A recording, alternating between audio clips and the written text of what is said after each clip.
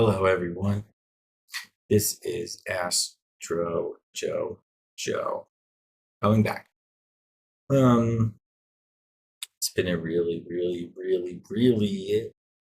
incredibly powerful year, I would say. And I am an astrologer, and I've studied astrology for a very long time. And I made a lot of videos about this recent asteroid Arjuna, and what I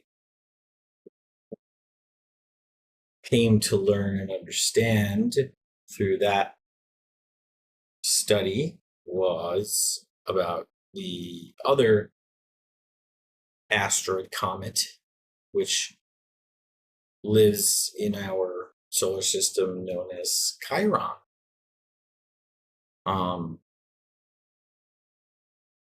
Not taught in history books, not taught in science journals, not even recognized by the NASA as being significant.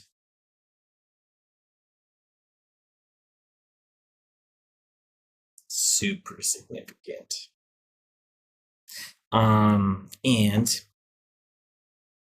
I'm gonna show you just a little bit because I'm a bit tired of thinking I need to prove myself over and over and over and over. So I'll just show you real quick. And I'm available for consultation. So I'm gonna show you some stuff. Okay. So what you see right now is a thick red line through the center of the Greenwich Mean Time astrological zodiac calendar with Chiron at 19 degrees of Aries in retrograde. That is pretty much its peak. It's gonna peak a little bit more because 23 degrees is the highest point in all of the degrees which affect the vibrations of human beings. And as you can see, Chiron is making a direct opposition with Lilith. And so what we can assume in the pantheon of understanding the archetypal astrobodies is that this is a dark time. It's a wide open view at the pain body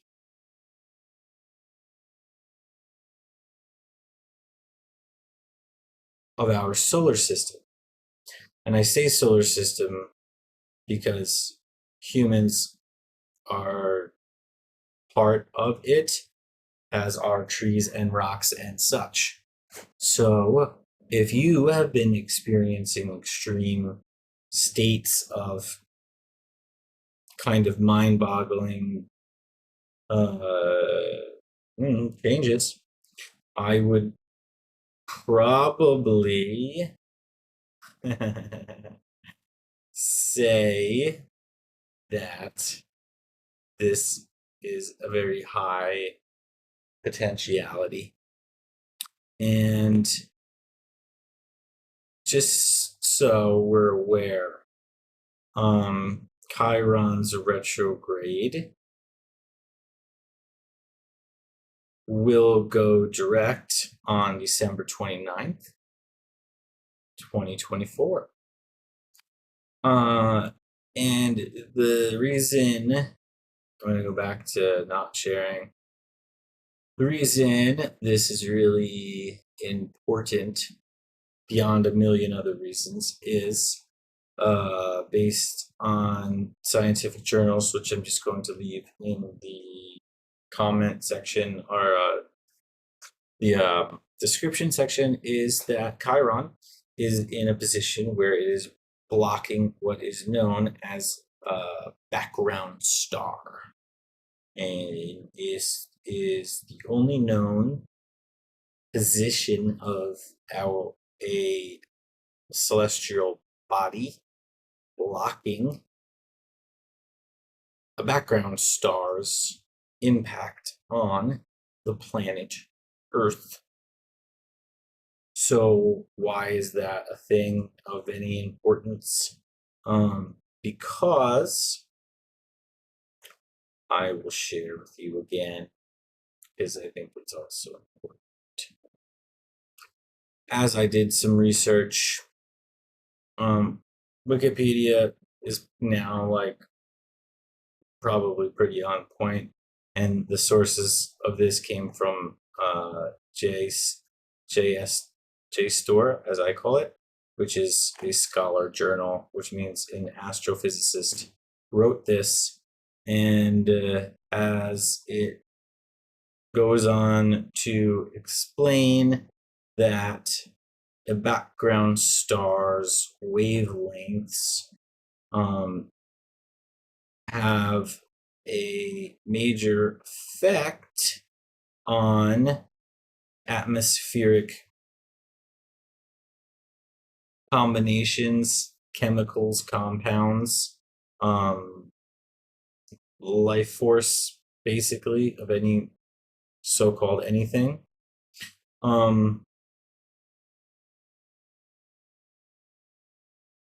I love this line here. The uncertainty of the measurements caused by the astrophysical components of the background, the sky background, is called confusion noise. Well, that's interesting.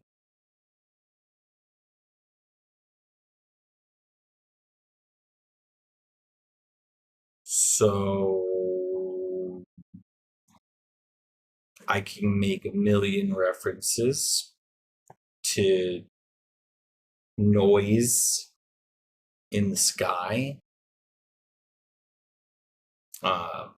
I can make parallels to texts of spiritual, religious, scientific understanding or word citation of humans' awareness, and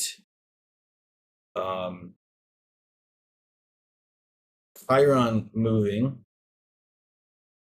forward out of retrograde is interesting because, in a way, I cannot verify the full capacity of Chiron, but I can tell you, based on science, that it itself is a comet and an asteroid. It is two things, a comet and an asteroid. Chiron, the name Chiron, comes from the pantheons, and specifically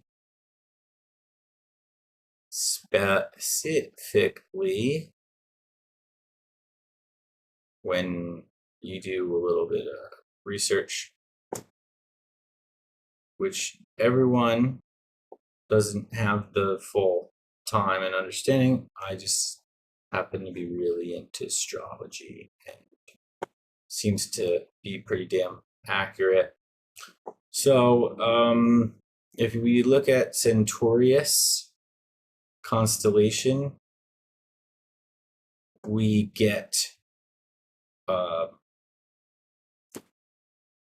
Greek mythology, we get Egyptian uh,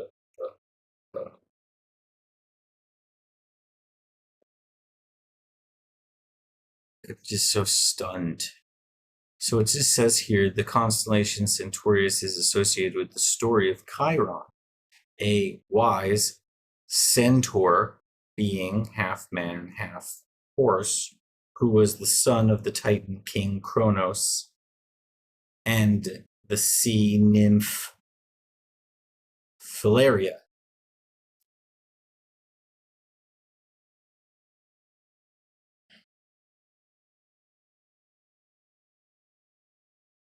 It goes on to say Chiron's placement in the sky through multiple stories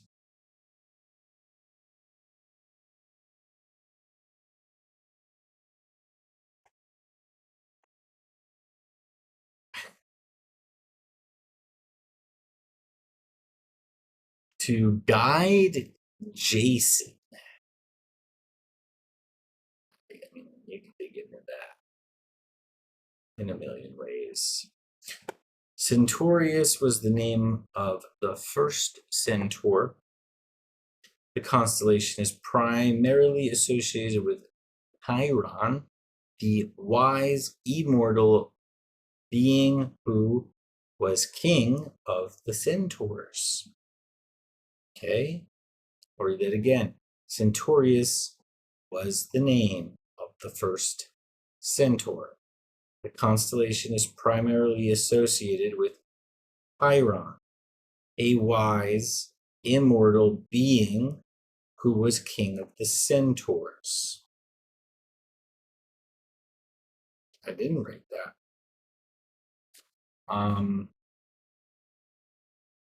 And there's so much implications. I would love to share them. I think it's too valuable, and I think it's extremely sensitive. I would love to just simply say that it will go direct on December 29th. And it will enter the sign of Pisces in 2016. It's going to change signs from Aries to Pisces, which would mean that it's entering a water sign. The wife of Centaurus, Chiron, is a water goddess, therefore a reunion of a matrimony of immortal titans, beings, which we see in mythology from civilizations that are no longer here on Earth.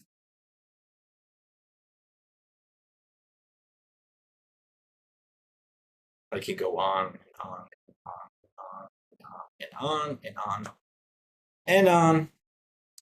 So I would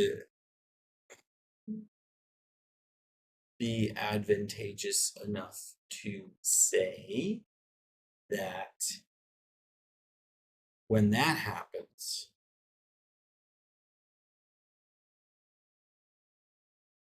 there are combinations of organic matter on Earth which would be able to directly connect to the influence, vibration, whatever, however, light, as I said, background star, releasing light.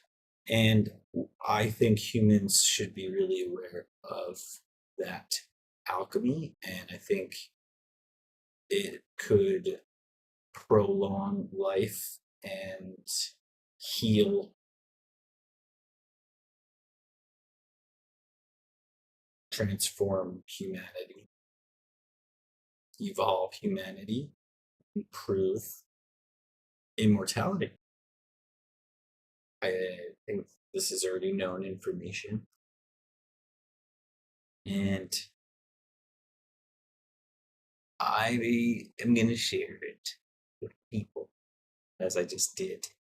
It gets more complex and more complex and more complex. And as it gets more and more complex, it actually becomes much more clear that we should, as I may say myself, harness this. So astrology is extremely, extremely fundamental. I am very good at astrology, and I am going to put my eggs in the basket of saying I've studied enough that soon enough I will be able to present a combination of things that will be a direct evidence of human life form interaction with a planet, comet, asteroid coming together.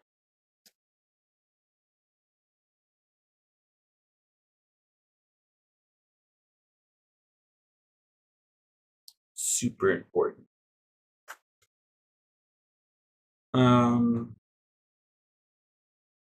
I'm ready to answer questions. I'll leave it at that.